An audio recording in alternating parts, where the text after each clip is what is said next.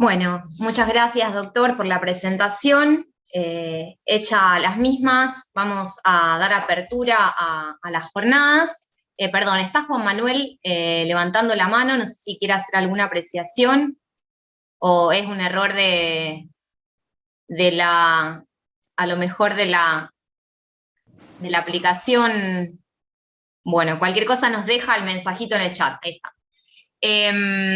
Bueno, ahora sí voy a presentar al doctor Martín Chasco, que va a dar apertura a la jornada, con su exposición, la continuación de los juicios laborales ante el juez natural, posterior verificación de créditos y cuestiones controvertidas. El doctor Martín Chasco es abogado, es jefe de trabajos prácticos en la materia de Derecho de la Insolvencia de la Cátedra B de la Facultad de Derecho de la Universidad Nacional de Rosario, nuestra casa. Además, el doctor es juez subrogante en el juzgado de primera instancia de distrito en lo laboral de la ciudad de Venado Tuerto. Así que adelante, doctor. Bueno, buenas tardes a todas y todos. En primer término, quiero agradecer a los organizadores de esta jornada y especialmente al doctor Gerbaudo por permitirme participar de la misma. Para mí, me encuentro muy agradecido por eso.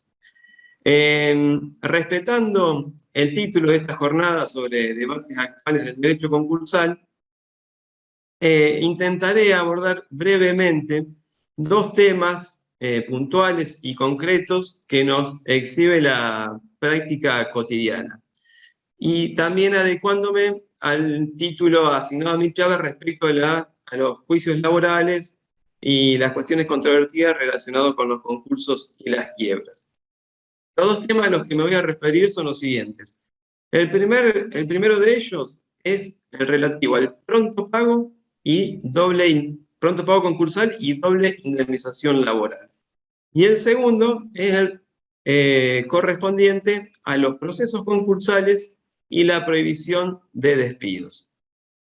Bueno, comenzando entonces por el pronto pago concursal y de decreto de necesidad y urgencia que establecen la doble indemnización, concretamente lo que se debate, lo que se discute es si los créditos provenientes de la doble indemnización prevista por los decretos de necesidad y urgencia 34 del 2019 y 39 del 2021 son susceptibles de ser pronto pagables. Es decir, intentaré con estos dos temas relacionar, vincular, conectar el derecho concursal con el derecho laboral. Al respecto, lo que debemos sostener, primero definir qué es el pronto pago. El pronto pago es una preferencia temporal de cobro en beneficio de los acreedores laborales, atendiendo a la naturaleza alimentaria de sus propios créditos. Es decir, la ley les permite cobrar tempranamente sin tener que aguardar todo el transcurso del concurso preventivo para poder hacerse de su acreencia. A partir de las modificaciones a la ley 24.522 por las leyes 26.086 de abril del 2006 y 26.684 de junio del 2011, tenemos en nuestro régimen concursal dos clases, dos tipos, dos especies de pronto pago. Por un lado, pronto pago de oficio, por el otro, pronto pago a pedido de parte o de acreedor interesado. En cuanto al pronto pago de oficio, debemos relacionar el artículo 16 de la ley 24.522 con su propio artículo 14, inciso 11. Este artículo 14, inciso 11, dispone que el síndico, dentro del plazo de 10 días hábiles judiciales, contados desde la aceptación del cargo, debe realizar un informe, que la doctrina denomina informe laboral, denunciando o expidiéndose sobre los créditos laborales denunciados por el deudor al presentarse un concurso preventivo y sobre otros créditos laborales no denunciados por el deudor, pero que surgen de su documentación previa auditoría legal y contable. Presentado este informe laboral por el síndico, el artículo 16 establece que el juez autorizará el pago de los créditos allí establecidos, siempre y cuando se correspondan con los créditos enumerados en el propio artículo 16 y que estén garantizados con privilegio especial o general. Por el contrario, en el pronto pago a pedido de parte o de acreedor interesado, se dan los supuestos en que el crédito de ese pretenso acreedor laboral no surge del informe del síndico, por lo tanto tiene que presentarse judicialmente ante el juez de concurso requiriendo el pronto pago de su crédito. Ante eso, el juez debe correr traslado al deudor y al síndico y posteriormente resolver si prospera o no, pudiendo rechazarlo en las causas taxativas que establece el propio artículo 16, como son dudas razonables sobre el origen o legitimidad del crédito, que esté controvertido o que exista sospecha de connivencia entre el peticionante y el concursado. Lo importante también a tener en cuenta es que, según el artículo 16, los créditos pronto pagables son los allí enumerados.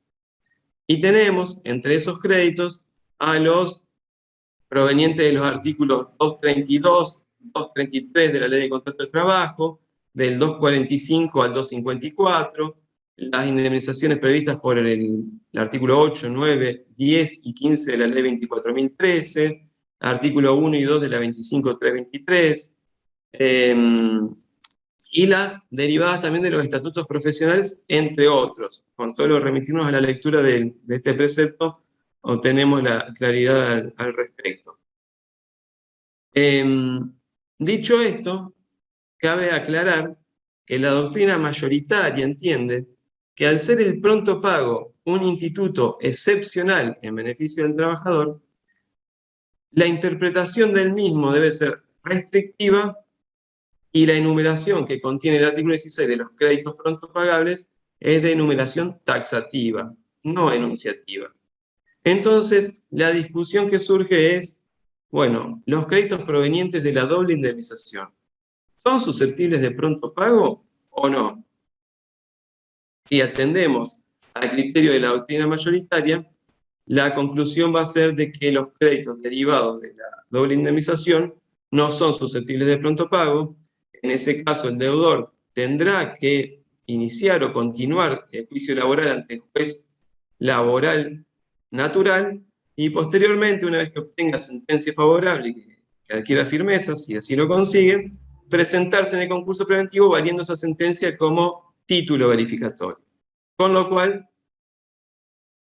según esta teoría, se dilata en el tiempo la posibilidad del acreedor laboral de ver satisfecha su creencia de la doble indemnización.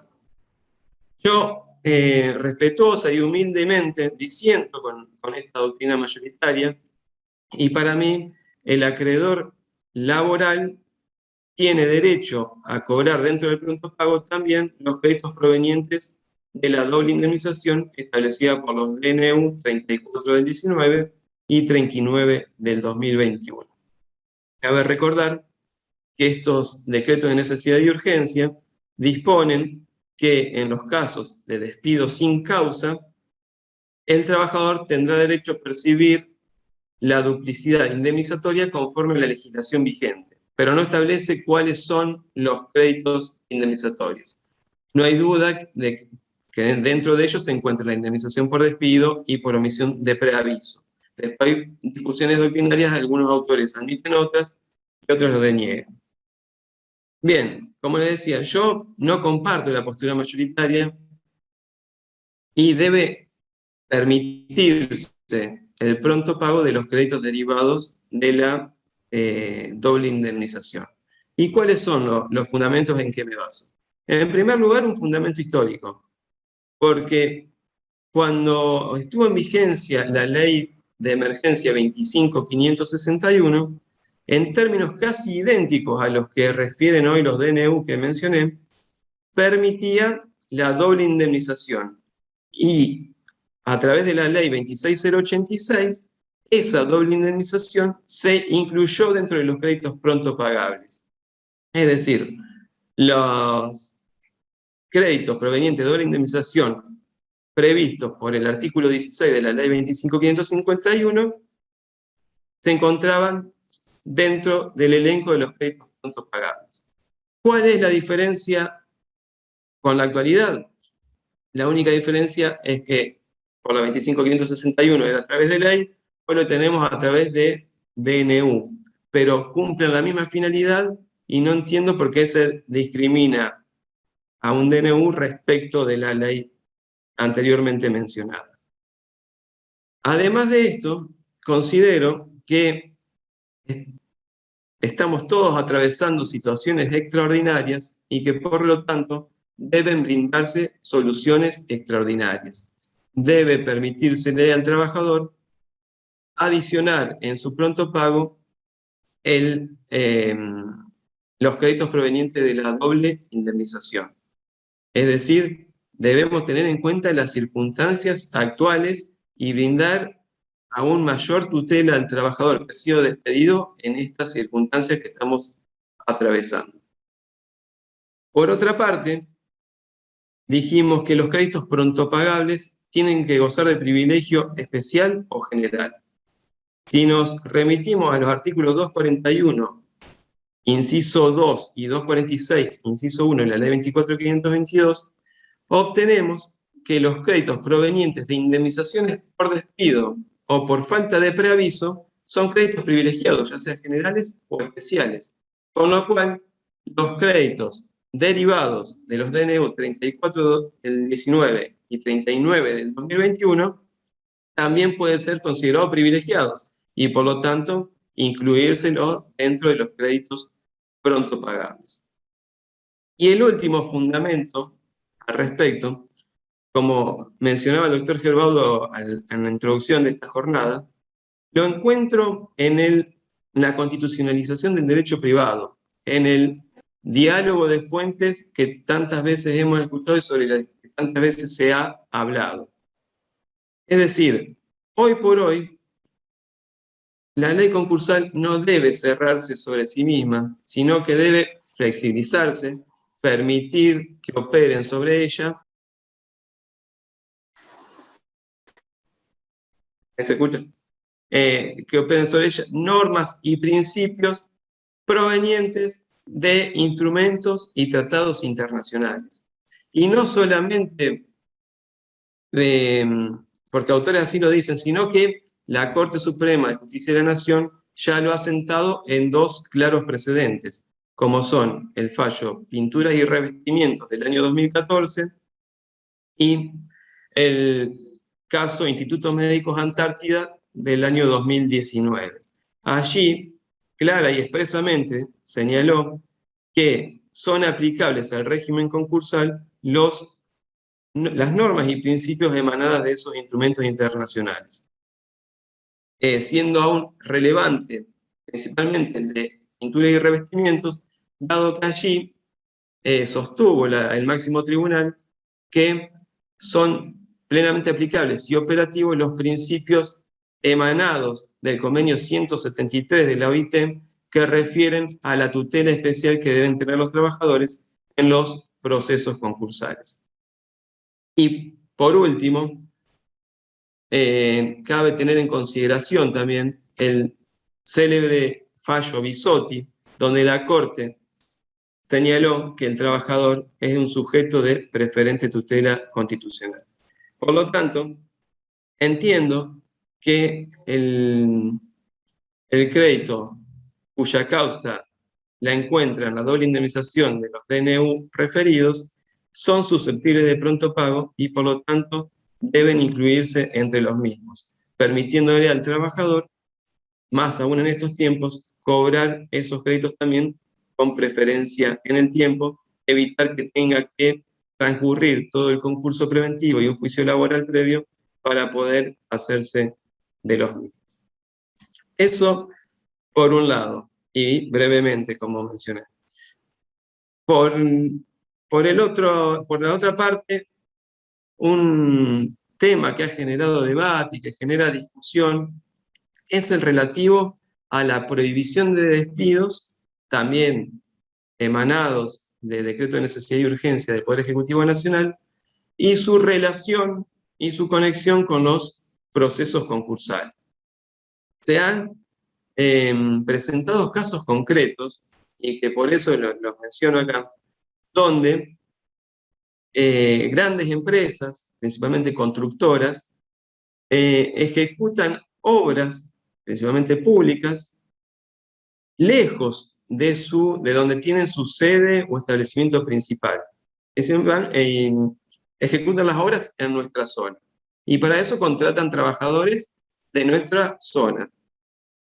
Ha acontecido, esas empresas, luego de la sanción, por ejemplo, del DNU 329 del 20, que prohibía los despidos sin causas, sin embargo, procedieron a extinguir los contratos de trabajo incausadamente. Ante esa situación, el trabajador despedido acudió a la justicia laboral, al juzgado natural, requiriendo se declare la nulidad del despido y que el juez ordene la reincorporación de ese trabajador. Lo cual tuvo lugar admitiendo el juez esa pretensión de nulificación del despido y reincorporación. Lo que sucedió es que posteriormente, y sin que se haya cumplimentado la orden judicial, la empresa se presenta en concurso preventivo tramitando ese concurso ante el juez competente a su establecimiento o sede principal. Con lo cual, el debate que surge es si el juez laboral cuenta con facultades suficientes como para ordenar la ejecución automática de su sentencia, o el trabajador debe necesariamente acudir, en los términos del artículo 56 de la ley 24.522, al concurso preventivo, valiéndose de esa sentencia como título verificatorio, recién ahí el juez concursal ordenar la reincorporación, lo cual implica necesariamente un gran desgaste de tiempo y dinero a cargo del trabajador. Yo considero que ese trabajador despedido sin causa y que ha tenido que atravesar el procedimiento relativo para que se declare la nulidad del despido y que se lo reincorpore, no tiene que acudir al juez concursando donde tramite el concurso preventivo, sino que directamente el juez laboral interviniente tiene facultades suficientes como para ordenar la reincorporación y la nulidad del despido. ¿Cuál es el fundamento? Bueno, nuevamente, la tutela judicial efectiva del trabajador, más aún en las circunstancias en que nos encontramos atravesando, y evitar un desgaste de tiempo y de dinero en perjuicio del trabajador. Como dije, más aún en situación de pandemia, donde las fuentes de trabajo no surgen genuinamente y donde debe otorgarse una preferente tutela tanto al trabajador como a su familia con la respectiva ocupación del trabajador y el pago de la remuneración. Bueno, brevemente quería comentar esos dos temas. Nuevamente agradezco la participación que se me ha posibilitado. Muchas gracias. Muchas gracias, doctor. Recuerden dejarnos las consultas que vayan teniendo en el chat, así las vamos trasladando a los expositores. Le vamos a dar la palabra al doctor Germán Gerbaudo. El doctor Germán Gerbaudo, bueno, lo voy a presentar, aunque todos ya lo conocen. Es abogado por la Universidad Nacional de Rosario, doctor en Derecho, magíster en Derecho Privado, ambos títulos por la Universidad Nacional de Rosario, es especialista en Derecho de Daños por la Universidad Católica Argentina, también realizó la diplomatura en Derecho del Deporte en la Universidad Austral, es profesor titular por concurso en Derecho de la Insolvencia de la Facultad de Derecho de la Universidad Nacional de Rosario, y también profesor titular de Derecho del Deporte en nuestra casa. Es subdirector del Centro de Estudios de Derecho del Deporte de la Facultad de Derecho de la Universidad Nacional de Rosario, presidente del Instituto de Derecho Concursal del Colegio de Abogados, es director de la carrera de posgrado de la especialización en Derecho de Deporte y secretario académico y secretario de la Escuela de Graduados de la Facultad de Derecho de la Universidad de Rosario. El doctor Gerbaudo nos va a hablar de la responsabilidad concursal de los representantes, un diálogo entre la Ley de Concursos y Quiebras y el Código Civil y Comercial de la Nación. Adelante, doctor. Gracias, Evelyn. Bueno, un gusto nuevamente estar en otro encuentro de este ciclo de temas actuales de derecho concursal, que empezó hace un par de meses, vinculado también a Astrea, cuando hacíamos la presentación del libro Concursos y Quiebra de Marcelo Guethard y de Juana Nich, y decidimos darle continuidad y vamos por este tercer encuentro. El tema que me voy a referir, como decía Evelyn, tiene que ver con ese diálogo de fuentes y tiene que ver con el impacto o la incidencia que el régimen de daños del Código Civil y Comercial de la Nación produce en el régimen de responsabilidad de los representantes y terceros previsto en la ley concursal. Como siempre señalamos, no hubo, con la sanción del Código Civil y Comercial de la Nación, por la ley 26994 de agosto del 2014, que está vigente de octubre del 2014, vigente el 1 de agosto del 2015, una modificación directa de la ley concursal, como sí ocurrió en el ordenamiento societario, que se introdujeron importantes modificaciones, se da la unificación de las sociedades civiles y comerciales, y hoy tenemos una ley general de sociedades. Pero no sería exacto hablar de que no hubo una modificación del ordenamiento concursal por vía del Código Civil y Comercial. Lo hay, y son modificaciones importantes, y fueron modificaciones por vía de impacto o de incidencia, es decir, se modifican institutos del derecho privado e impactan en el ordenamiento concursal y producen modificaciones en las instituciones del derecho concursal. Un claro ejemplo es lo que ocurre con el tema que hoy vamos a abordar, que es el régimen de responsabilidad de los representantes, previsto en los artículos 173 a 176 de la ley concursal. Para hablar de este tema, a modo de introducción, tenemos que partir de una característica propia de los procesos concursales. Siempre cuento un panorama muy desolador. Los procesos concursales se caracterizan por la escasez, por la palmaria insuficiencia patrimonial. La experiencia demuestra que el activo desapoderado, incautado por el síndico y sometido a un proceso de realización arroja un producido escaso, insuficiente, que no alcanza a cubrir la totalidad de los créditos de los acreedores concurrentes. Por eso, como dice el marplatense Garaguso, la escasez es el punto de actuación del derecho concursal, o como dice Javier Lorente, los procesos concursales son el reino de la escasez. Es decir, uno va a los tribunales y observa que la mayoría de los procesos concursales terminan clausurados por falta de activo. Pero no es una problemática de los procesos concursales de la República Argentina, sino que se exhibe a nivel universal. Hay un muy buen trabajo de un profesor honorario en nuestra casa, el doctor Juan Malcolm Dodson, que lo expuso en la jornada preparatoria del Congreso de Insolvencia, Colegio de Abogados, Rosario, 2005, donde hace un estudio de campo parejo de distintas legislaciones latinoamericanas. Se hacían las mismas preguntas uniformes, y daba la respuesta de acuerdo a las distintas leyes de Latinoamérica. Y en una se preguntaba, ¿cuál es el interés que tienen los acreedores quirografarios de poder participar en el proceso concursal? Y llega a la conclusión que en toda Latinoamérica el interés de los acreedores quirografarios era muy escaso, era prácticamente nulo, porque también eran nulas las posibilidades que tenían de recuperar su crédito. Esto hace que es lo que vemos en la práctica, cuando alguien se presenta en concurso preventivo y ya gran parte del pasivo queda fuera porque directamente no va a ir a verificar, y muchas veces verifica y los acreedores se olvidan del proceso concursal, pierden su interés, y tiene que ver con las escasas posibilidades que tienen para recuperar su crédito. No es un problema argentino, no es un problema latinoamericano, es a nivel universal, como dicen los profesores de Deusto, Enrique Gadea Soler, María Sagrario Navarro Lérida y Enrique Sacristán Bergia, en un muy buen libro, La conclusión del concurso por insuficiencia activo. Ellos empiezan hablando de las bondades de la entonces ley española 22/2003, del 9 de julio del 2003, de que vino a actualizar el derecho concursal español, de que lo vino a modernizar el derecho concursal español. Pero decían, lo único que no ha logrado cambiar es la escasa grado de satisfacción que tienen los acreedores quirografarios en los procesos concursales. Por eso digo, es un panorama desolador y que muchas veces lleva al descrédito del proceso concursal y del sistema judicial, las escasas posibilidades que hay para recuperar el crédito. Por eso se dice, lo que está en crisis es el propio derecho concursal. Ya Cámara hablaba en los años 80 de la falencia, Lilian Ángel Dazo habla del fracaso del sistema liquidatorio, o Julio César Rivera nos dice, el derecho concursal es el derecho a la insatisfacción permanente.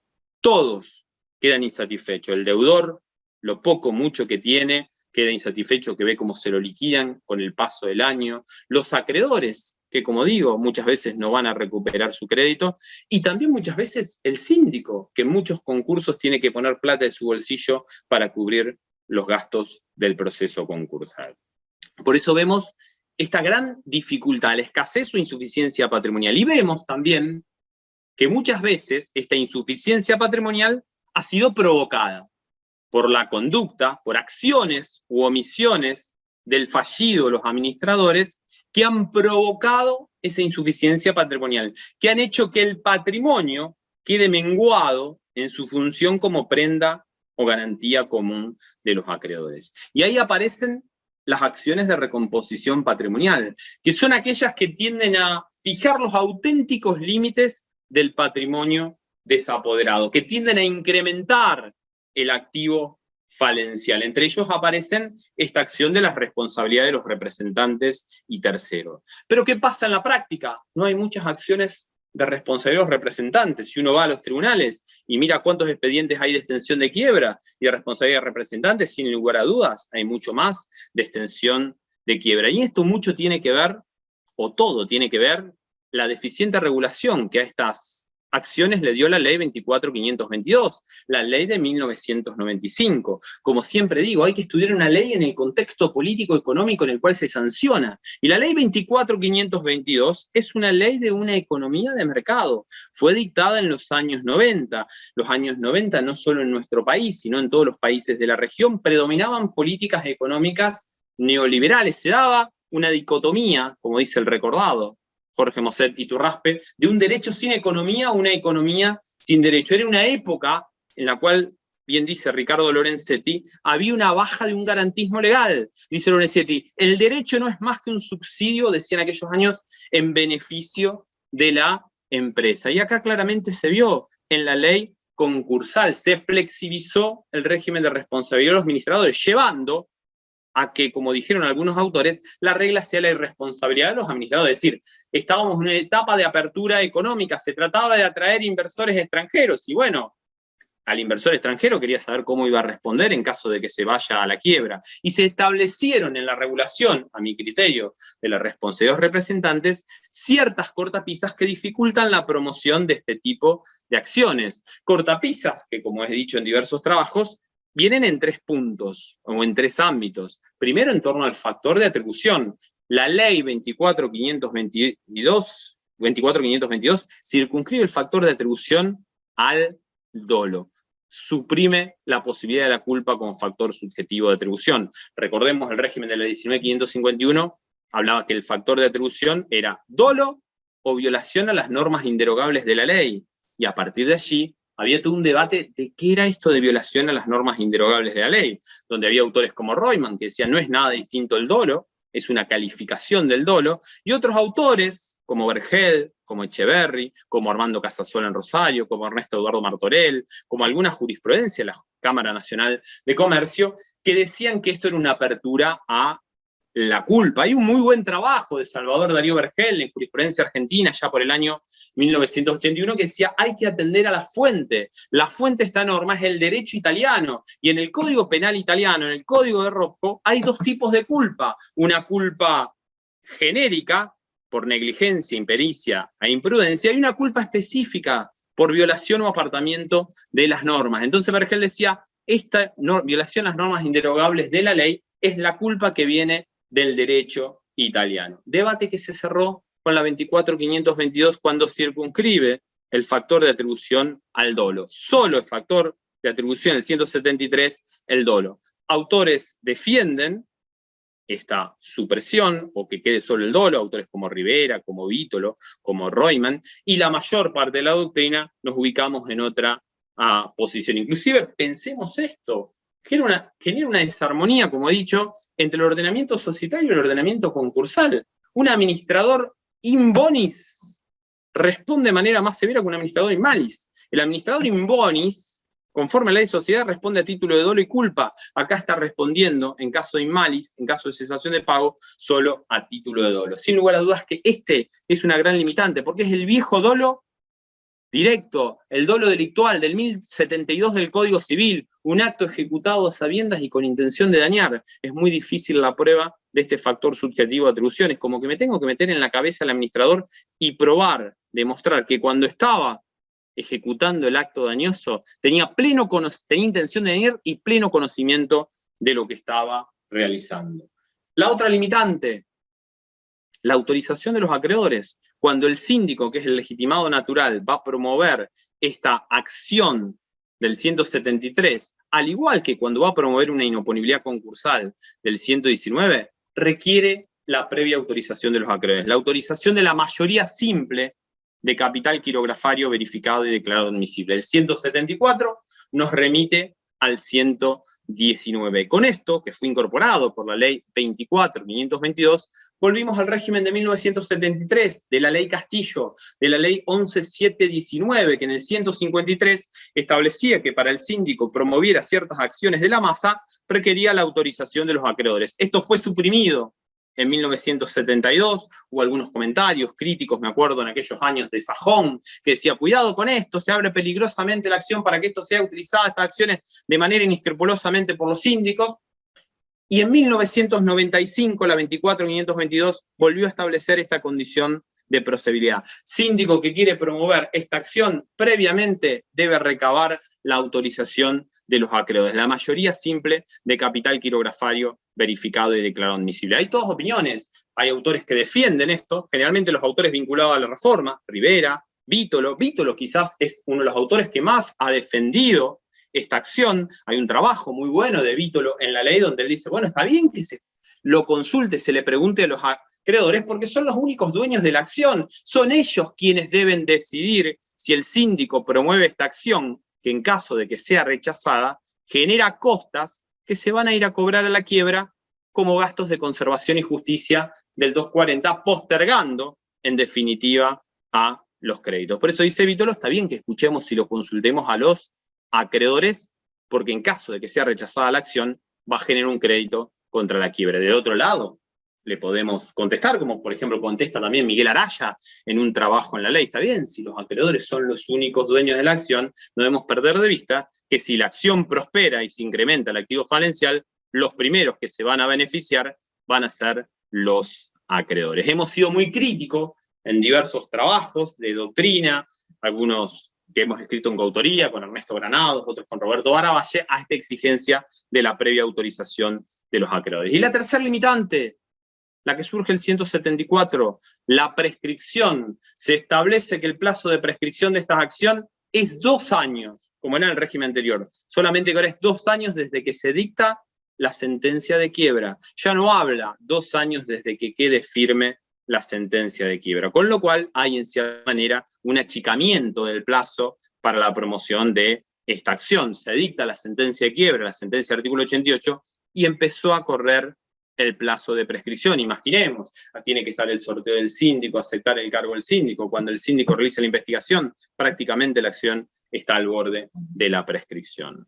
No obstante, considero que hay un impacto que es positivo, que viene dado por el Código Civil y Comercial de la Nación del año 2014, sancionado por Ley 26994 y vigente del 1 de agosto del 2015. En torno al factor de atribución, claramente se modifica el artículo 1724. No cambió la ley concursal, el factor de atribución sigue siendo el dolo, pero cambió el concepto de dolo que emerge del Código Civil y Comercial de la Nación. El 1724, cuando califica a el dolo, en la última parte, habla que el dolo es un daño realizado de manera intencional o con manifiesta indiferencia a los intereses ajenos. Es decir, el dolo para el Código Civil hoy es un daño efectuado de manera intencional, dolo directo, o con manifiesta indiferencia a los intereses ajenos, un dolo eventual. Con lo cual, esto impacta en el Código Civil. Es decir, hoy el dolo ya no es solo el dolo delictual del 1072, sino que es un dolo directo, como diría Alterini, Ameal y López Cábana, cuando existe una voluntad concreta de dañar, pero también es el dolo eventual, que es, como dice Jorge Bustamante Alsina, cuando el autor desdeña el resultado dañoso y continúa adelante con su accionar, con total indiferencia a los intereses ajenos. Es decir, esto impacta en la ley concursal y flexibiliza la prueba del dolo. Y como he sostenido en algún trabajo sobre prevención de la insolvencia, esto, por ejemplo, permite atrapar, conforme al 173, aquel administrador que no hace lo que debe hacer cuando la sociedad empieza a bordear la zona de riesgo, como dice Daniel Roque Vítolo. Cuando la sociedad empieza a insolventarse, debe actuar el administrador tempestivamente y efectuar una tempestiva presentación concursal. Cuidado, que si no hace lo que debe hacer como un buen hombre de negocio, puede responder en los términos del artículo 173 por un dolo eventual. La autorización de acreedores también se ha flexibilizado, lo ha flexibilizado principalmente la jurisprudencia. La ley habla de una previa autorización de acreedores. ¿Es tan previa esta autorización? Y hoy no. Hoy hay autores que interpretan la norma de manera literal y la ley dice previa, con lo cual, previo a promover la acción, tenés que obtener la autorización. No obstante, hay un muy buen fallo de Aida Kemmelmacher de Carlucci, un fallo cuando ella era integrante de la Corte Suprema de Justicia, que hace todo un desarrollo doctrinario estableciendo que esta autorización no necesariamente debe ser previa, sino que puede operar como una ratificación. Y esto flexibiliza la acción en la práctica, porque yo puedo estar al borde de la prescripción y como síndico me puedo ver obligado a interponer la acción y posteriormente recabar la autorización. Además, acá impacta el Código Civil la norma del artículo 163, cuando habla del silencio como manifestación de voluntad, porque no hay obligación de despedirse, salvo que esto pueda resultar de la ley, de la voluntad de las partes y de los usos y prácticas propios del derecho mercantil, donde funcionan los usos y prácticas. Y sabemos que hay toda una jurisprudencia consolidada en torno a esto, especialmente al valor que se le debe dar al silencio de un acreedor, es decir, aquel acreedor que concurre a la audiencia donde debe expresarse si autoriza o no la promoción de la acción y guarda silencio, se abstiene o directamente no va. Y en la jurisprudencia esto se lo ha salvado, los jueces envían la notificación y se lo emplaza con la expresa referencia al acreedor que si no concurre o concurriendo se abstiene, ese silencio va a ser interpretado como un asentimiento. Sin lugar a dudas que este una uso y práctica que el 263 impacta en el 169 y lo flexibiliza. Y por último, el cómputo de la prescripción.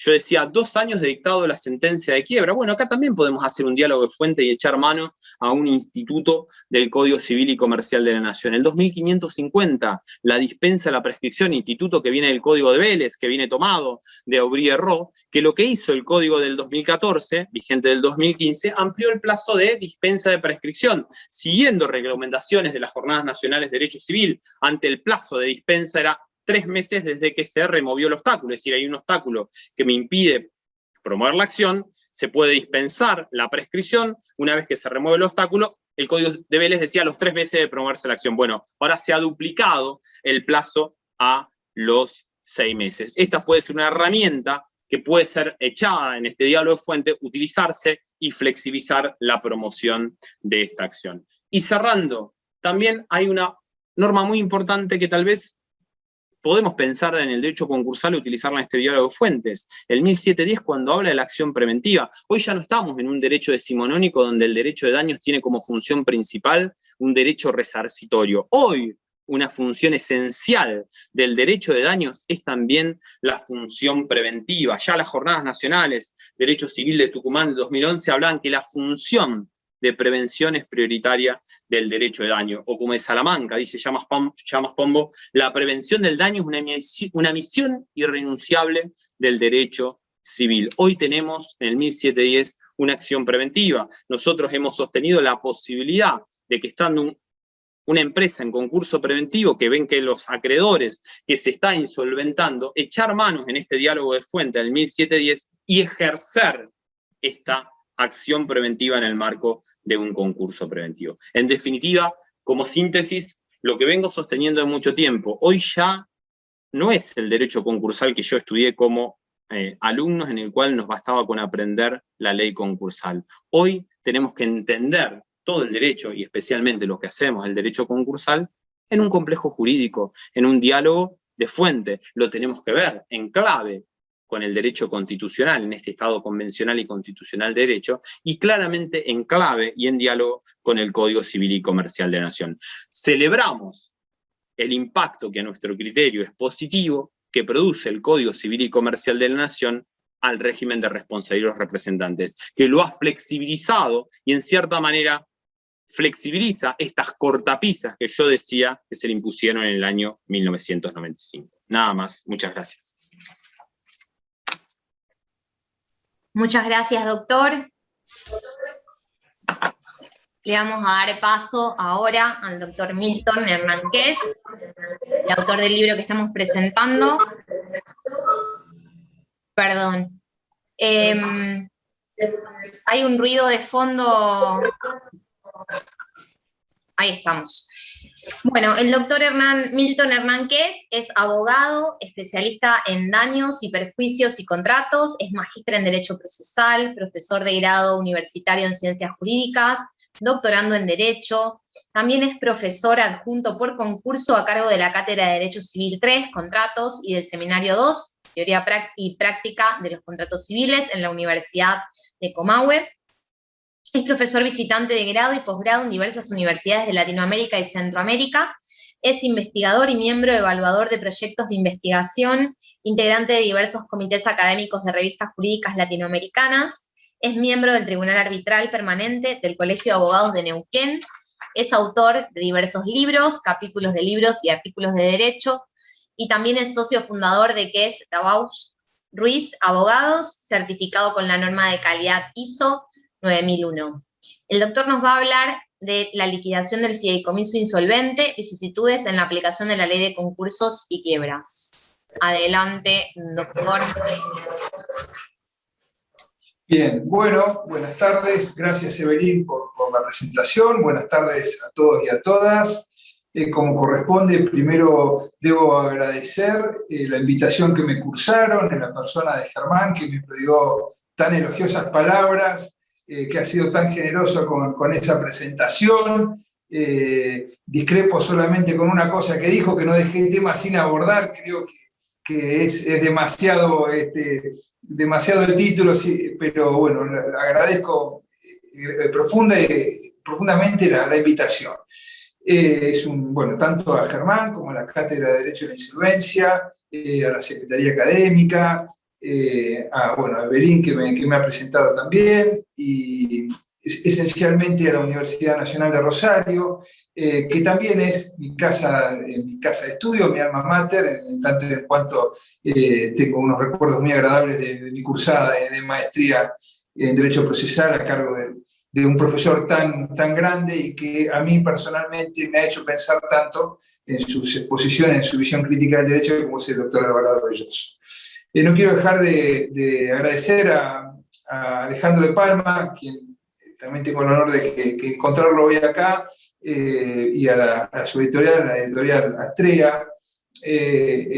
Tan generosamente me han invitado también a publicar en esta prestigiosa editorial, que obviamente es una alegría enorme, a fin de cuentas, todo lo que ya tenemos muchos años, o que ya nos quedan pocos pelos en la cabeza, a pesar de los años que fuimos estudiantes de grado, estudiábamos con este sello, estudiábamos de estos libros, así que hoy para mí ver mi nombre estampado en uno de estos libros, esta editorial que yo estudié, es un honor y te lo agradezco personalmente, Alejandro. Bueno, vamos con el tema de hoy, que es el tema de este libro que estamos presentando, que es la liquidación judicial del fideicomiso. Yo te voy a pedir permiso, Evelyn, si puedo compartir pantalla. Bien. Está habilitado, si tiene algún problema me avisa. Perfecto, buenísimo. Bueno, vamos a probar. Ahí voy a probar de compartir la transmisión. Por favor, si no se ve, me avisan también. Bien. Bien, ¿se ve la sí, se ve. Perfecto. Bien, bueno, yo no los veo a ustedes porque estoy viendo en la pantalla la presentación, así que les insisto que cualquier cosa me paren, me avisen y demás. Bueno, como lo anuncié ahí en las palabras previas, el tema que vamos a presentar es la liquidación judicial del fideicomiso insolvente. Y me pareció oportuno hacer un pequeño, muy breve recordatorio, un breve refresh de qué es este contrato que, por lo menos en mi experiencia en el grado, yo soy docente de contratos, es un contrato que es plástico, que sirve para un montón de cosas, pero que es difícil a veces de terminar de entenderlo, ¿no? Siempre cuando tomamos este examen nos dan, este contrato, nos dan a veces la definición y cuando hacemos una pregunta, ¿y para qué sirve este contrato? Bueno, a veces genera muchas dudas y muchas disquisiciones. Entonces me permití hacer un refresh muy pequeño de qué es este contrato y eso nos hace caer en el artículo 1666 del Código. Les recuerdo que antes había una ley que era 24441 que regulaba este contrato, que se derogó y quedó incluido, se derogó en su gran mayoría, un pedacito de la ley quedó vigente, y quedó incorporado este contrato tipificado en el nuevo Código Civil Comercial. Este código nos define muy claramente el contrato de fideicomiso. No voy a hablar de dónde sale, de sus antecedentes y demás, para que podamos concentrarnos y ir al grano en el tema de hoy, que es la liquidación, ¿no? ¿Qué dice el código? Que dice que hay contrato de fideicomiso cuando una parte llamada fiduciante transmite o se compromete a transmitir la propiedad de bienes a otra denominada fiduciario, quien se obliga a ejercerla en beneficio de otra llamada beneficiario, que se designa en el contrato y a transmitirlo el cumplimiento de un plazo o condición al fideicomisario. Yo me permití pintar la palabra contrato, ¿no? Porque estamos hablando de un contrato, no de un sujeto de derecho, no de una persona jurídica, sino que es un contrato. Y esto, como vamos a verlo ahora dentro de un ratito, nos da mucha info, nos da mucha tela para cortar respecto de si podemos concursar o, digamos, o quebrar un contrato, o si esta materia de la cual estamos tocando es más propia de los sujetos, ¿no? Y de las personas. Entonces, refrescando esta idea, en su esencia tiene dos partes, ¿no? Que a mí me gusta ponerle número, porque a veces, hablando de fiduciante, fiduciario, fideicomisario, beneficiario, nos confundimos un poco, o se presta confusión para quien no está familiarizado con la figura, pero en su esencia es una persona que es el originante del negocio, quien constituye, es la parte fuerte de este negocio, le entrega a otra persona un determinado patrimonio, incluso esa entrega puede ser diferida, para que la administre. Bien, y me quedo con esto. También una aclaración, un pie de página, vamos a hablar esencialmente del fideicomiso de administración, no del financiero, que es otro mundo, quizás lo toquemos tangencialmente, pero centralmente me voy a concentrar en el fideicomiso ordinario de administración. Entonces, una persona entrega a otra un patrimonio para que la administre. Esa es en su esencia el fideicomiso de administración. El fiduciante es quien transmite o se compromete a transmitir los bienes y el fiduciario quien ejerce esta propiedad. Por eso le puse 1 y 2. ¿Bien? ¿Qué pasa? De esta administración puede surgir una rentabilidad, puede ser un beneficio, una utilidad, que pueden destinársela quizá a una tercera persona, que la vamos a llamar beneficiario, y cuando termina el contrato, que el beneficiario en su esencia es la persona que obtiene los beneficios, ¿no? Puede ser una suma de dinero, un lote, un departamento, un royalty de un determinado derecho, pueden ser un montón de cosas con beneficios, ¿no? Y cuando se termina el contrato, el remanente de esos bienes se lo damos a una cuarta persona, que le vamos a llamar fideicomisario. Esto es en su esencia cómo funciona o cómo son las partes de un contrato. Incluso el número 3 y el 4, algunos dicen, bueno, en realidad no son parte, porque son personas, un simple beneficiario y otro es un destinatario final de un bien, ¿no? Las partes son dos en su esencia, es 1 y 2, ¿no? Pero bueno, sin adentrarnos en esas discusiones de fondo, porque el fideicomiso también es un contrato complejo del cual se han escrito ríos de tinta, pero a los fines de introducirnos en nuestro tema, que es la liquidación, a mí me sirve y me alcanza esto. Decir que hay una persona que le entrega a otra un determinado bien para que lo administre, salen determinadas utilidades que se la dan a un tercero, y eventualmente, cuando termina el contrato, los bienes se los destinamos a una persona. Bien, pero bueno, partes. La asamblea de fiduciantes no es en su esencia una parte, ni siquiera es necesario que figure, sí en el fideicomiso financiero. Pero otra cosa que yo quería resaltar acá es que por ahí, en su esquema más sencillo, uno, que es el fiduciante, puede asumir el rol de 3 y 4. ¿Qué quiero decir con esto? Puede ser, imagínense que yo tapara con mi mano ahí el número 3 y 4 y tendríamos un contrato válido solamente con 1 y 2, ¿no? Porque uno puede fungir como la persona que aporta los bienes, como la persona que se lleva el beneficio y como el destinatario final de los bienes. Es decir, uno puede ser fiduciante, puede ser beneficiario y puede ser fideicomisario. Y a la par, 2, que es el fiduciario, es quien administra el patrimonio, también puede ser beneficiario. Y esto es una novedad que trajo el código, que se hizo eco de algún pedido de la doctrina, que, bueno, el fiduciario, en tanto y en cuanto involucra su actividad, involucra su expertise en una determinada administración del negocio, debería ser válido que pueda beneficiarse con alguna rentabilidad o con alguna utilidad que genere este fideicomiso. Pero bueno, ¿qué quiero decirles con esto? Puede ser un contrato que involucre a 4 personas distintas o puede ser un contrato que involucre solamente a 2 y de los cuales esas 2 puede ser, una puede fungir de 1, 3 y 4 o puede ser 1 y 4 y 2 también puede ser 2 y 3. Preferí ponerle número porque me parece que a los fines gráficos o docentes es más fácil de entenderlo, ¿no? Quien esté familiarizado con el contrato, desde ya vaya mi disculpa por volverlo algo tan básico, un contrato que es complejo. Bueno, ahí está el esquema. 1 serían los fiduciantes, 2 aportan los bienes, determinado patrimonio, y a los beneficiarios, y el remanente, cuando se termina el contrato, el fideicomisario, imagínense que nosotros apretamos el botón de pago, lo activamos al fideicomisario solamente cuando el contrato se extingue o llega a su fin por el motivo que sea. Bien, esto es lo que más me interesa que retengamos, porque lo vamos a necesitar para involucrarnos específicamente a resolver algunos de los problemas que nos ofrece la liquidación del fideicomiso. ¿Cuál es el efecto de este contrato?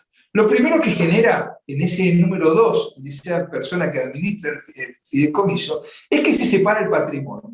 De forma tal de que si yo fuera, por ejemplo, el fiduciario y Germán, por ejemplo, me entregara a mí su casa para que yo se la administre, la propiedad fiduciaria, entonces yo tendría un patrimonio, yo pasaría a ser el dueño de la casa de Germán, bien, pero resultaría que yo tengo un patrimonio que es mío, que es de Milton Hernánquez, y un patrimonio que también está a nombre mío, que era la antigua casa de Germán, que pasa a nombre mío porque yo soy el nuevo titular de los bienes, pero es un patrimonio de afectación, es un patrimonio, Germán me da la casa, yo tengo la nuda propiedad, entre comillas, porque no puedo disponer de esa casa si no es conforme a las instrucciones que me dio Germán. Yo no puedo disponerla si él no me autorizó, no puedo modificarla, digamos, que tengo, legalmente soy el dueño, pero ejerzo la propiedad conforme a las instrucciones que me impartió Germán, y en este caso se produce una excepción a la unidad del patrimonio. Está claro que las personas pueden tener solamente un patrimonio,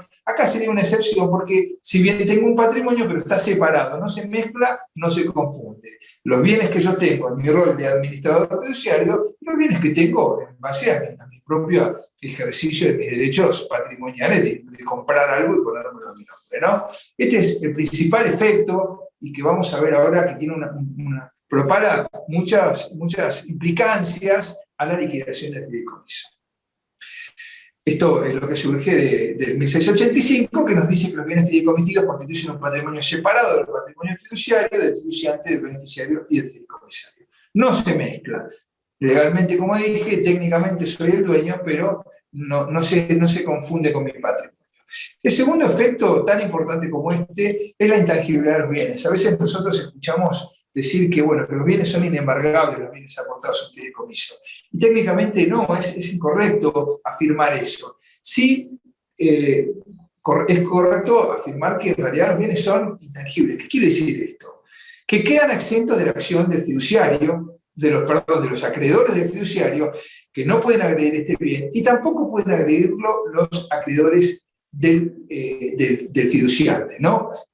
Tanto ni los de los beneficiarios ni de los fideicomisarios. Ningún acreedor individual de estos 4 sujetos que nosotros vimos al comienzo puede atacar o puede afectar los bienes del fideicomiso. ¿Quiénes son los únicos que pueden atacar estos bienes? Los acreedores del fideicomiso, y lo voy a apostillar y lo voy a entrecomillar a los acreedores del fideicomiso, porque en realidad el fideicomiso, como no es persona, como no es un sujeto de derecho, técnicamente tampoco tiene acreedores. En realidad son los acreedores del fiduciario que surgieron en su calidad de tal en base al ejercicio de la administración fiduciaria. ¿Con esto qué quiero decir? Y vuelvo al ejemplo que poníamos hoy con la casa que me había dado Germán para que se la administre.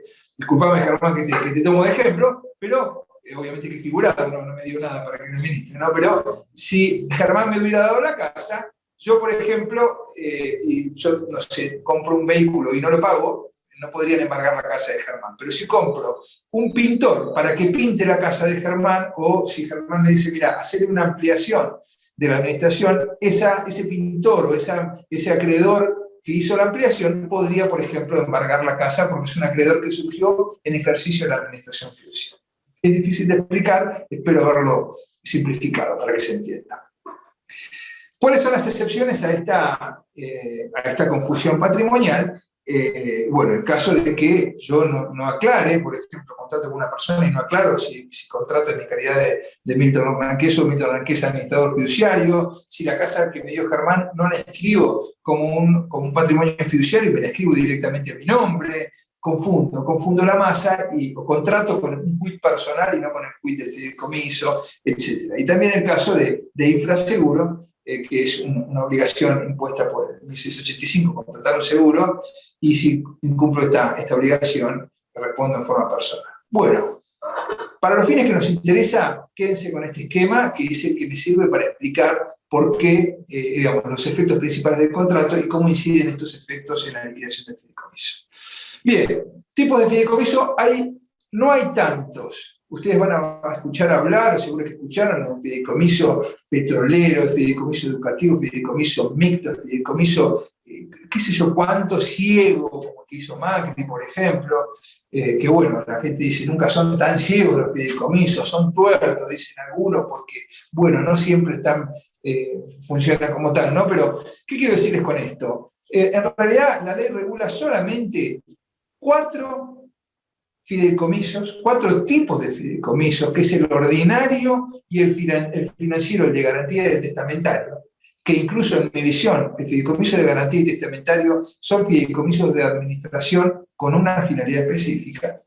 Es decir, que si tuviéramos que simplificar el extremo, deberíamos decir que hay 2 fideicomisos, el ordinario y el financiero, ¿no? Con finalidad de garantía y testamentario, con finalidad de administración. Y después hay una ley específica que seguro que Germán con su expertise en derecho del deporte la tiene muy presente, que es el fideicomiso, que es el salvataje de entidades deportivas, que es un régimen especial de administración de entidades deportivas con dificultades económicas, o la ley Racing Club, que es una ley que surgió para evitar la desaparición de este club con tanta tradición en el país, ¿no? Que técnicamente tampoco es un fideicomiso, sino que es un patrimonio fiduciario, porque lo crea el juez a este fideicomiso, y como dijimos al principio, el fideicomiso en realidad es un contrato. Ahora, finalidad, muchísimas, al costo, ciego, de planificación familiar, petrolero, educativo, inmobiliario, agropecuario, estatal, mixto, podríamos hablar de 200. ¿Qué nos dice eso? Que es un contrato con una plasticidad enorme, que sirve para un montón de cosas, para encapsular un bien, para planificar un patrimonio familiar, como un instrumento de financiación, para captar fondos del mercado sin acudir a entidades bancarias, etc. Yo creo, en mi pequeña y mi humilde visión de profesor de contratos, que es el contrato más plástico de todos. Nosotros, cuando nos toca enseñarlo, decimos, este contrato es plastilina, lo puedo moldear para 1000 cosas distintas. Bueno, me alcanza esta introducción que se hizo un poquito larga para que nos concentremos en nuestro tema. Era necesario aclararlo para quien no esté familiarizado con esto, ¿no? Y nuestro tema es la liquidación de fideicomiso insolvente. ¿Cómo partí la charla? En algunas generalidades vinculadas con problemas de fondo y algunas pequeñas generalidades vinculadas con problemas procesales, haciendo la aclaración a ustedes que obviamente que tienen muchas más vicisitudes, solamente tocamos algunas que nos parecían relevantes. Bueno, en cuanto a los tipos de fideicomiso, al tipo de liquidación, también quiero hacer una aclaración previa. La que vamos a tratar es la liquidación del fideicomiso por insolvencia. Después puede pasar de que liquidemos el fideicomiso porque he cumplido ese objeto, bien, y no tenemos acreedores, o también podría pasar la hipótesis de que yo arregle con todos los acreedores la forma de liquidarlo, que haga un acuerdo privado, que podría hacerlo, pero en este caso ese acuerdo no sería oponible a erga omnes, porque la ley lo que me dice, por regla general, que la insuficiencia de los bienes fideicomitidos para atender a las obligaciones del fideicomiso no da lugar a la declaración de quiebra. En tal supuesto, me dice el código, y a falta de otros recursos provistos por el fiduciante o el beneficiario según provisiones contractuales, procede su liquidación, la que está a cargo del juez competente, quien debe fijar el procedimiento sobre la base de las normas previstas para concursos y quiebras en lo que sea pertinente. En rojo y más grande. Esta es la base de nuestro problema y esta fue la base de mi pequeño problema de investigación, del cual se desprendieron un montón de pequeños problemas, ¿no? Primero, la prohibición de quiebra. Lo dice el código muy claramente, no da lugar a la declaración de quiebra. Indistintamente de que sea un contrato, de que no sea un sujeto de derecho, el código vuelve a repetir y remarcar que el fideicomiso no quiebra. ¿Bien? ¿Qué nos dice? Se liquida. ¿Y cómo, qué regla liquido? Me reenvía a la ley diferencial, a la ley de concursos y quiebras, en lo que sea pertinente, ¿no? Y justamente lo que desarrollé en el libro que estábamos presentando hoy es cuál es la pertinencia, qué sí, qué no, porque justamente nos reenvía una norma que tiene 297 artículos, que tiene una materia que tiene autonomía científica, digamos, que tiene una tradición enorme en el derecho, y nos hace una revisión en un artículo en 6 palabras, en lo que sea pertinente 5 palabras, y bueno, y justamente determinar qué es pertinente y qué no, nos genera un mar de dudas y de posibles interpretaciones de lo que sí y lo que no. Bien, entonces esas dudas, ¿cuál es la pertinencia? Bueno, yo acá lo separé a los fines de esta charla en algunos problemas sustantivos y algunos problemas procesales, ¿no? Problemas sustantivos. La ley dice no quiebra, pero no dijo nada del concurso. No quiebra. ¿Y puede concursar o no puede concursar? No dice nada la ley, y esto creo que también es un problema que debería haberlo zanjado el legislador, porque ahora resulta que es el juez el que tiene que determinar si puede concursar o no, y esto abre muchas interpretaciones, desde el principio legal de que no está, lo que no está prohibido está permitido, así en realidad es constitucional o inconstitucional, y hay un montón de discusiones vinculadas con esto. Si es constitucional, esta prohibición de quiebra, si es un régimen supletorio o prescriptivo, o sea, si yo puedo decir, bueno, mira, la ley me da este modelo, pero yo no lo voy a tomar y yo voy a hacer una liquidación privada, distinta. Esto nos lleva a otra pregunta, si la ley es de orden público o no de orden público, incluso, ¿qué es el orden público? ¿No? Algo que bueno, que también los autores no se terminan de poner de acuerdo. Y después otra crítica que se hace a la regulación del código es que el código, en vez de hablar de la cesación de pagos, una palabra muy propia del derecho concursal, sobre lo que se han escrito libros vinculados y cientos de artículos sobre qué implica el presupuesto de inicio de cesación de pago, si es una foto, si es una película, si es un estado, bueno, el legislador habló de insuficiencia, y esto nos genera otros problemas de fondo, que es insuficiencia es igual a cesación de pagos, ¿no? Ahora vamos a charlarlo rápidamente, y también nos genera muchos problemas procesales. Si es una norma procesal abierta, si el juez puede crear proceso, qué requisitos previos específicos, si tengo que pedir recursos al fiduciante, si no, si tengo, quién está legitimado para pedirla, cuál es el juez competente, requisitos formales, etcétera, etcétera, etcétera. ¿Cuál es la pertinencia Bueno, eso es una pregunta abierta que la tiene que resolver el juez en cada caso concreto, asumiendo que el juez va a tener el tiempo necesario de diseñar un molde procesal acorde a un traje a medida del problema que le estamos llevando, ¿no? Que va a tener tiempo, que va a tener la formación suficiente, teniendo presente que muy pocas provincias tienen fueros específicos concursales, ¿no? Y que por ahí nos toca un multifuero para resolver este problema. Bueno, entonces algunos de estos problemas sustantivos son los que voy a charlar hoy, y algunos que otro procesal que bueno, vamos a tocar muy por arriba. Primero, ¿de dónde sale la previsión de quiebra? Bueno, lo primero que todo es la naturaleza misma del fideicomiso, ¿no? El fideicomiso es un contrato. Los contratos no quiebran, porque no son personas, ¿no? Esto que parece una verdad de perogrullo, no lo es tanto. Yo he visto personalmente sentencias en mi propia provincia donde se condena un fideicomiso, por ejemplo, donde el actor demanda un fideicomiso y después lo condena, y nadie advirtió en el camino que no es una persona y que no es un sujeto de derecho, ¿no? Pero bueno, la primera cuestión vinculada con la previsión de quiebra tiene que ver con que en principio los contratos no quiebran, ¿no? Pero bueno, esto también surgía de la ley 24.441 y también surge, como lo vimos, de la ley del artículo 1684. Bueno, y también surge de la ley de concursos y quiebra, que nos dice cuáles son los objetos pasibles de ser declaradas en concurso o quiebra, la revisión que se hace posteriormente, ¿no? Y nos habla de sujetos en principio de la ley, o sea que por principio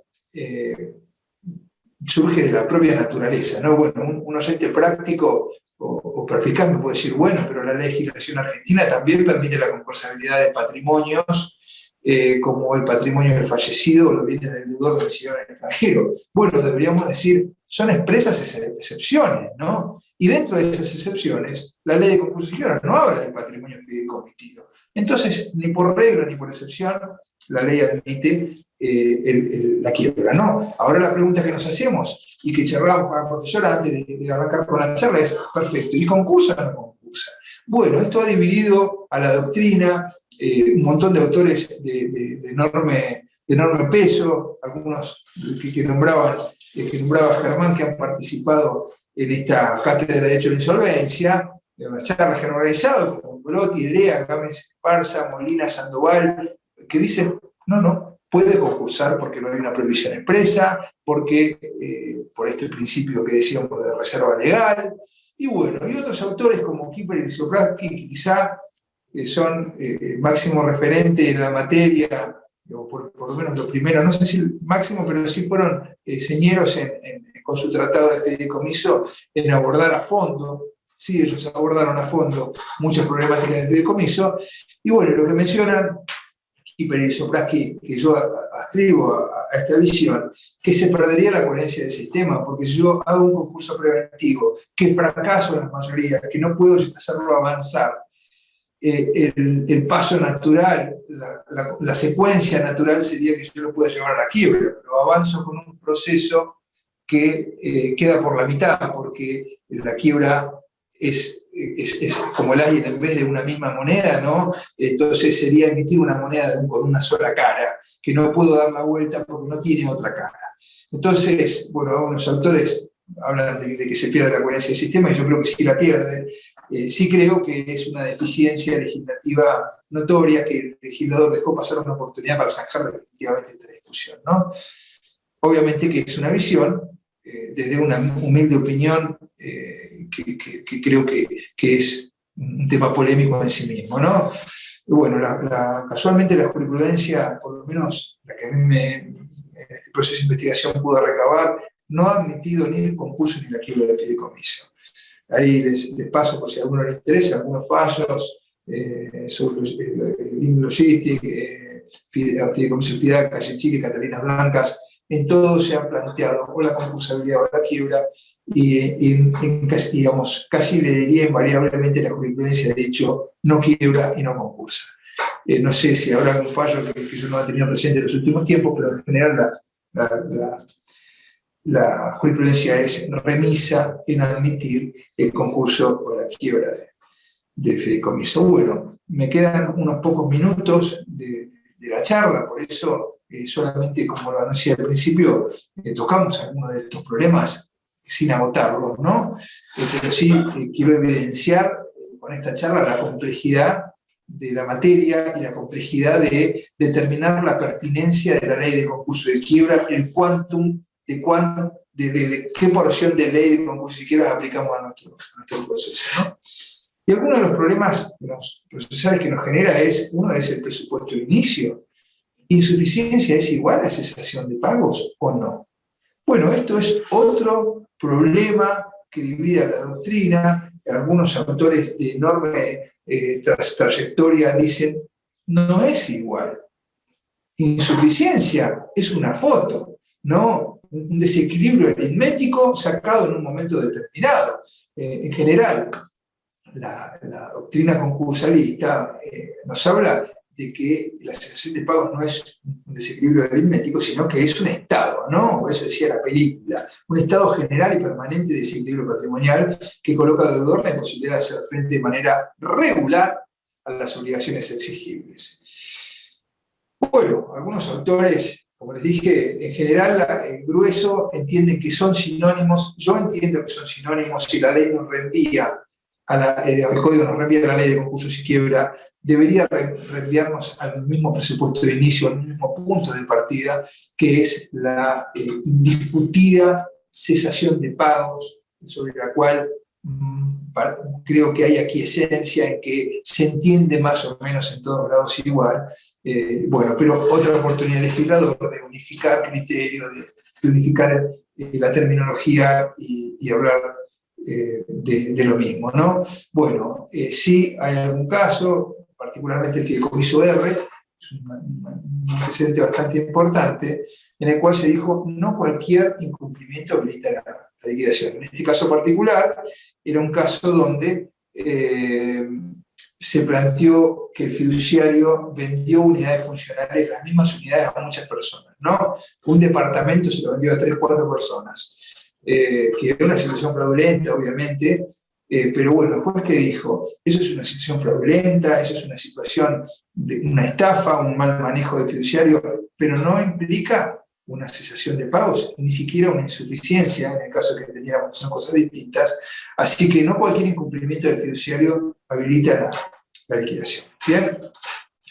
Bueno, otra pregunta que nos hacemos es, frente a la insuficiencia, que charlábamos un ratito con Germán y con Martín recién, bueno, ¿qué hago? Tengo la insuficiencia, tengo la película que decíamos recién de que no puedo afrontar regularmente las deudas del fideicomiso. ¿Qué hago? ¿Lo liquido sin más? Bueno, en mi visión, por eso le agregué ahí MHK, porque es lo que opino yo, no necesariamente lo que pueden opinar otros autores o ustedes mismos, es que el fiduciario no puede liquidar sin más el fideicomiso. El juez debería, en forma previa, constatar, no en un juicio de antequiebra, pero sí constatar rápidamente que el fiduciario haya pedido asistencia financiera al resto de las partes del contrato. ¿Por qué opino esto? Porque el 687 nos dice, a falta de otros recursos provistos por el fiduciario o lo necesario, se procede a la liquidación de quiebra. Entonces, la misma ley contempla deja una ventanita abierta a que el fiduciario salga a pedir otros recursos. Entonces, en caso que el contrato no diga nada, el fiduciario debería pedirlo en forma como un requisito previo a la habilitación de la liquidación judicial. Esa es mi visión. Pero eso se refuerza por 2 principios más, uno que puse ahí y uno que no. Uno es el del 1674, que es el estándar de buen hombre de negocios, es un estándar agravado, no es el estándar de un hombre de negocios, es uno bueno. Y uno bueno, de buenas a primera, no va a salir a matar un fideicomiso porque tiene un problema de encaje financiero. Lo que va a hacer es tratar de sanearlo, de llevarlo adelante y de solucionarlo, ¿no? Y el otro estándar que decía, que no lo puse ahí, pero es el del principio de conservación de los contratos. En caso de duda, vamos a estar a la conservación, no a la extinción, ¿no? Entonces, conjugando estos principios, entiendo que es un requisito de admisibilidad acreditar el pedido de asistencia financiera a fiduciantes y beneficiarios en forma previa a la liquidación. Bueno, otra pregunta y ya terminando la exposición. Perfecto, bueno, constatamos ese estado de solvencia, es insuficiente que le equiparamos a la insolvencia, esa insuficiencia. Constatamos que se pidió recursos al fiduciario y al beneficiario que no nos dieron plata. Bien, o constatamos que el contrato decía que ellos ponen eso y no responden más nada, entonces no había que pedirlo. ¿Quién liquida? ¿Es un síndico? ¿Es un liquidador? ¿Qué es? ¿Es el mismo fiduciario? ¿O es el síndico más el fiduciario? Bueno, otra vez el molde, el sastre que va a ser el juez de este proceso tendrá que cortar y podrá cortar de una forma o podrá cortar de otra. Hay antecedentes judiciales que llamaron a un síndico para que sea liquidador del fideicomiso, otros llamaron a un experto liquidador, otros, Fideicomiso Montevideo 1, por ejemplo, ese fallo, dijo el juez que venga el síndico y además el fiduciario y los dos van a trabajar en forma conjunta. Es decir, que es un sastre que tiene muchas telas y que tiene muchas tijeras para diseñar un proceso a medida, ¿no? Sí creo que lo que no puede pasar es que el fiduciario sea el único designado por el juez para liquidar el fideicomiso. ¿Y por qué pienso esto? Por varias cosas. Primero, es el mismo fiduciario que lo administró a ese fideicomiso que lo llevó a la liquidación. Entonces, podría pasar de que haya sido que tuvo mala suerte.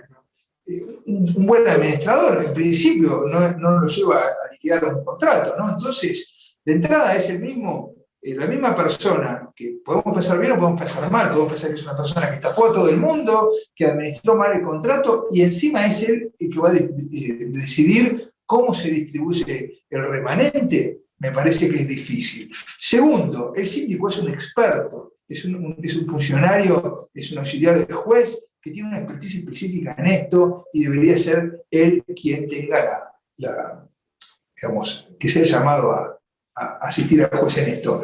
Pero otro punto más, que me parece que es de indudable peso, es que el mismo fiduciario, como nosotros mismos, podría ser dos, pero también podría ser tres. ¿Qué quiero decir con esto? El fiduciario puede ser beneficiario y el mismo fiduciario puede ser acreedor del fideicomiso. Entonces, en tanto y en cuanto hoy el fiduciario puede ser un acreedor del fideicomiso de un beneficio, no creo que sería bueno que sea él mismo, que sea juez y parte cuando él tiene un interés personal en la liquidación de este contrato. Bueno, yo llegué al final, solamente repaso dos cosas más. Se aplica la inhabilitación del 235 y se aplica la prohibición de ejercer el comercio del 238 de la Ley de Concursos y Quiebra. Estos son institutos automáticos, ¿no? Se decreta la quiebra, se inhabilita al fallido. Ahora, puede pasar de que sea un fiduciario, por ejemplo, prolijo, que esté con su trayectoria sin mácula, que haya hecho las cosas fantásticamente bien, pero que, por ejemplo, el fiduciario no le aportó los bienes y por eso tuvo que liquidar el fideicomiso. O que tuvo una situación de incumplimiento contractual de un tercero que le generó la insuficiencia patrimonial. Entonces, primer problema, vamos a inhabilitar a una persona que no necesariamente implica una mala administración. Y segundo y principal problema, por esto que vimos al principio, el fiduciario tiene su propio patrimonio. Y el fiduciario puede pasar de que administre 25 fideicomisos o 250. Entonces, porque uno se liquide, si yo lo inhabilito, o si yo le extiendo la prohibición de ejercer el comercio, le inhabilito 249 negocios paralelos que tenía él, que los llevaba de forma muy bien. Entonces creo que en principio estos dos artículos no deberían aplicar automáticamente, sino que el juez solamente debería inhabilitar al fiduciario y prohibirle ejercer el comercio en tanto y en cuanto exista una presunción de mala administración, una presunción de fraude o una prueba que indique o que sugiera que la liquidación tuvo mucho que ver con una administración mala del fiduciario. Bueno, nos quedan un montón de cosas para charlar. Yo ya agoté mi tiempo, que es el que me habían asignado, como quienes pueden pedirla, como si los acreedores, las personas excluidas de la Ley de Concursos y Quiebra, como los familiares, pueden pedirla o no pueden pedirla. Nos queda un mar de cosas por charlar. Simplemente lo que yo quería hacer era mostrarles algunas de estas vicisitudes que surgen de liquidar el contrato, algunas implicancias que tiene aplicar la ley de concursos y quiebras, traer 300 artículos y traerlos desordenadamente a nuestra liquidación. Y también quería simplemente mostrarle algunas pantallazos o algunas ideas que tenía al respecto de cómo algunos ensayos de respuestas o posibles soluciones que teníamos para proponer en nuestro libro sobre esto. Les vuelvo a agradecer la invitación, gracias por su tiempo y bueno, un placer compartir con ustedes este espacio. Muchas gracias, doctor. No tenemos ninguna pregunta en el chat. No sé si alguien tiene alguna pregunta para hacer.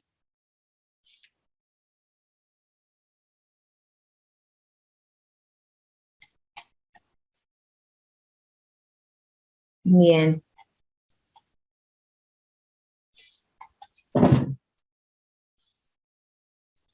Bueno, no sé si el doctor Gerbaudo quiere hacer algunas palabras de cierre. Bien. Les agradecemos a todos por estar presentes, a los expositores, a los docentes de la casa, a los estudiantes, los graduados, todos los que están presentes hoy, y los esperamos en una nueva, esperamos en una cuarta parte de los temas de la agenda concursal. Gracias a todos por estar presentes. Que terminen excelente el jueves. Gracias, Talú. Gracias igualmente y saludos a todos.